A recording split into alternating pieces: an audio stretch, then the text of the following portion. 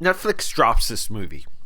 It came out maybe last week or a few days ago. It's called Nonnas. It's 4 old ladies that open up this Italian restaurant. Vince Vaughn's in it. His mother dies.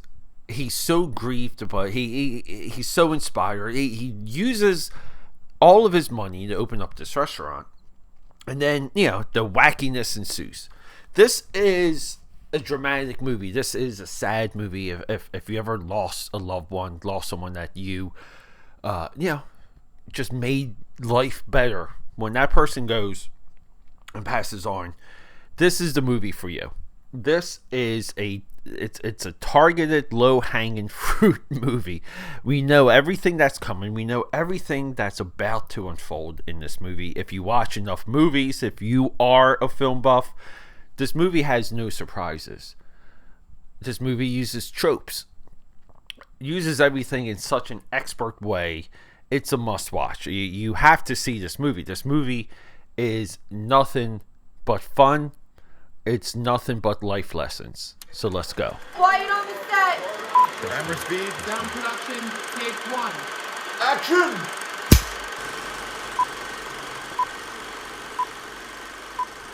My AKAPAD. Guys, welcome back. Hey, we love Netflix.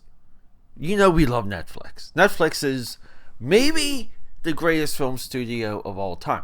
I feel like Netflix unfairly gets targeted because of clicks, and people just like to complain about it and seem intelligent. Guys, Peter A. DeLuca here, AKAPAD. This is the Film Buff Podcast. You guys already know how I feel about this movie because I spoiled it with the intro. But this movie is significant. I feel like this movie is important. The movie's classified. It's listed as a comedy drama. I would take the comedy out, the drama part. And we have Stephen Chbosky. This is our writer-director. Now, this is all based on the true story. I ain't go into the details or the minutia, the mud, the guck of what happened in reality versus this movie. I'm interested but not interested because we're here to talk about what happens in front of our face on that big bright screen. We're not here to be historians. Now, it doesn't mean down the road I may not get affected. Something historically that I know a lot about, right? And then I see a movie and I'm just like, that might be the case, but that's not this case. So Steven here, he directed a movie in 2017. His second or his third directing movie. The guy's only directed about 5 movies, but he's written some good ones. He's one of our writers. He's one of the guys that we pay attention to when we see him in the credits. But that movie's called Wonder. I watched that movie.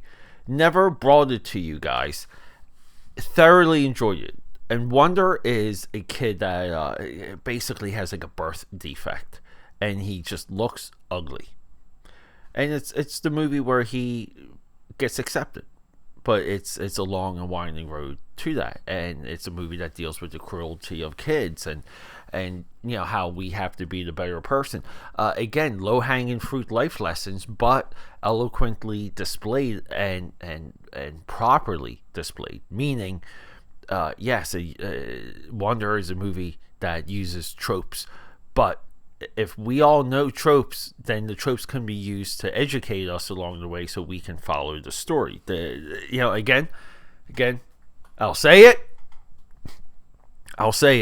I'm the only one with this observation. And because of that, you need to subscribe, support, leave a comment. That was the segue. But no, he wrote the 2017 also Beauty and the Beast. The live action one. Some people call it a live action remake. Or live action adaptation.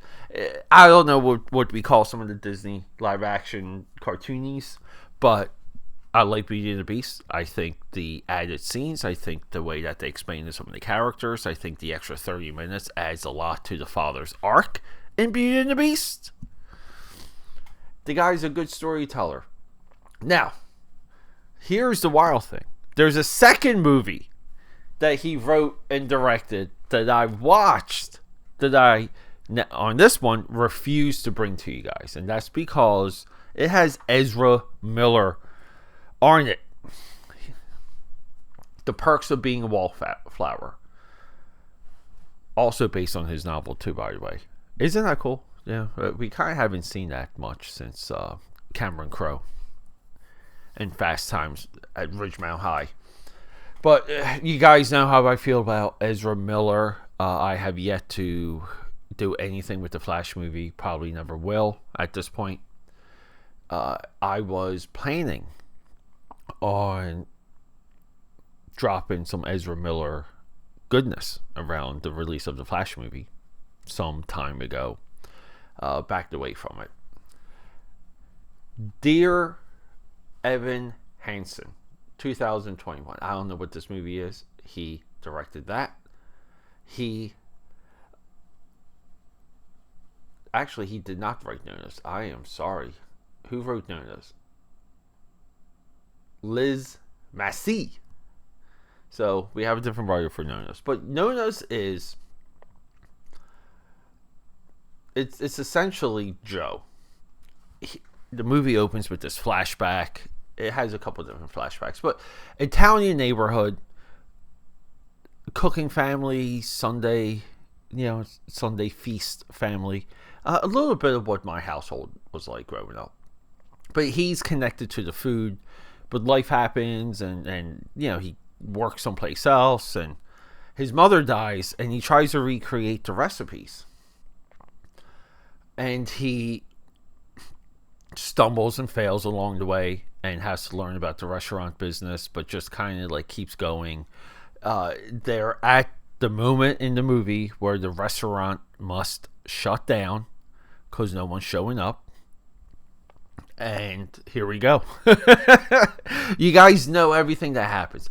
This movie too, it's so well shot. Again, you guys know I'm a little bit of a choreographer for cinematography. I love these guys. Florian Balaz is our cinematographer. His filmography, they're always long.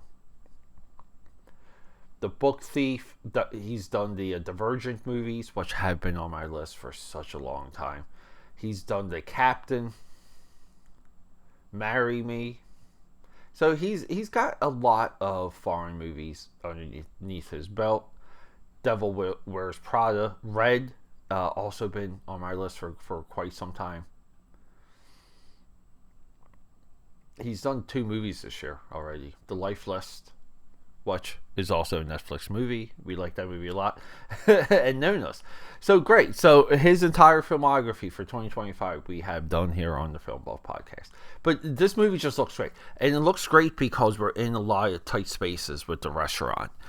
The way we shoot the restaurant, meaning lighting, when it's like rebuilt along the way to when it opens.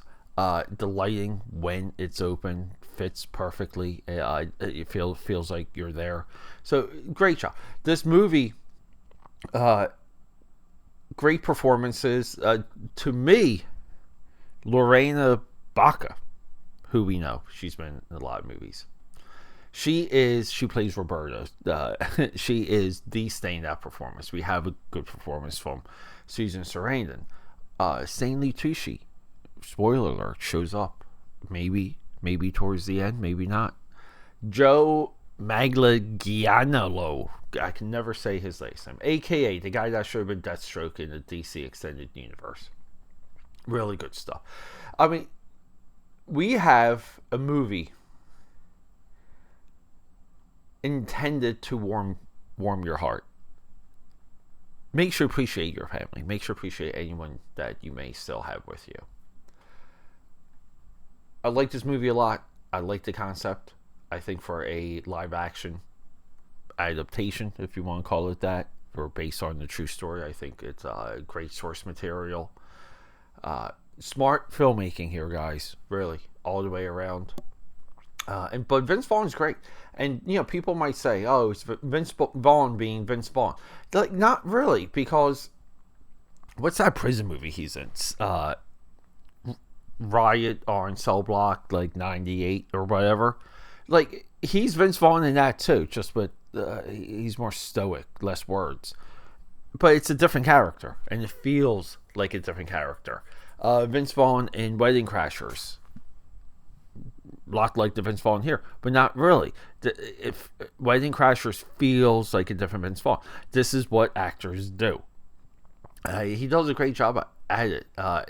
Like you, a little bit of what we see from George Clooney. Like we think we're just getting George Clooney, but we're not. We're getting a different character. I think as good film goers, you have to be perceptive of that. Don't use platitudes when you talk about movies, guys. Don't, or if you do it, don't do it around me. Love you guys. Rock and roll. Another recommendation. Nonnas. Okay, that's a wrap.